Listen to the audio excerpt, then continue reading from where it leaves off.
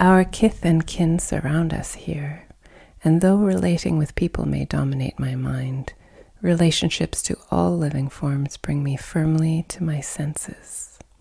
Then I recognize the soil under my feet and relax into it. I often forget that the earth is supporting me, grounding, rooting.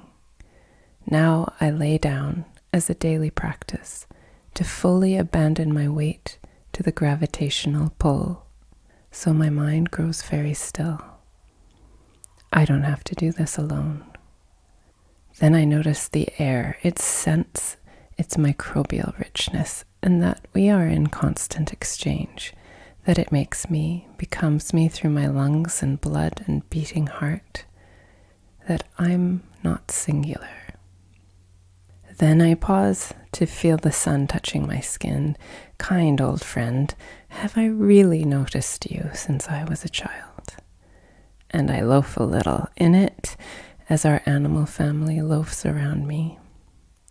Then I drink the water from the well and it becomes me, and I know my work is to protect its sweetness and clarity.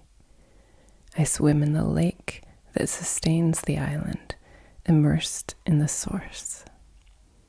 Then as I eat, I think of the life cycling through the soil we tended, the seeds we saved and sowed and watered, the gratitude for the harvest. This table tells the story told by the land.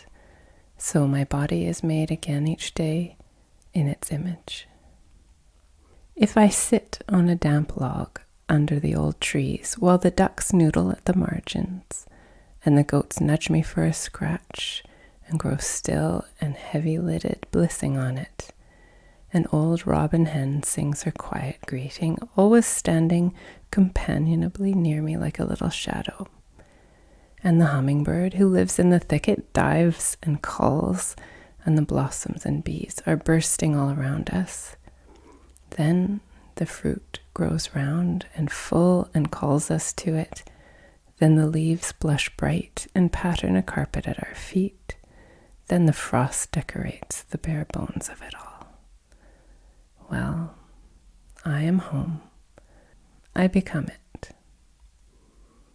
Older cultures than the dominant one that threw off the past and the land as a chain, they speak of honoring one's parents, one's elders, one's kith and kin. When I reconnect like this, the relationships feel manifest, a reciprocal pleasure to be of service to all of life. This is one of the crossroads where we meet up with ancient ways of being, with a heritage that may have been lost for generations. We recognize the landmarks. A dormant sense of direction awakens, a latent awareness that there is more to life than the story of dominance and superiority, separateness and competition.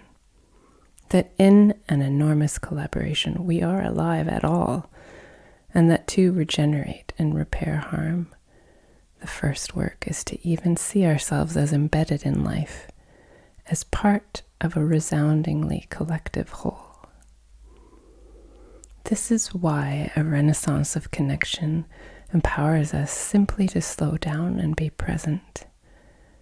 In recognizing who we are in mutual webs of relationship, we can begin to live quite differently. The paradigm shift is primary. It doesn't look like doing very much at all, not at first. But the profound change we need to create for the thriving of all beings is first sowed by a vast seed sharing of the reclaimed ideas of belonging and reciprocity. We can start there.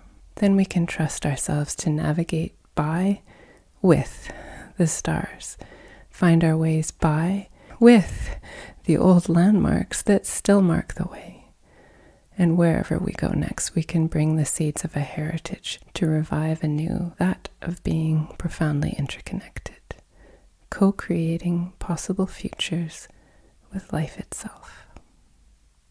This small work is a love letter to all living beings, and I send it out to you, friends, with thanks to good patrons of the Journal of Small Work. Meet me live streaming for a conversation about just these sorts of ideas and what's happening on the farm and in the farmhouse on the second Saturday of every month. Find out more at patreon.com/appleturnover. I'm Elisa Rathje at Apple Turnover, and this is the Journal of Small Work.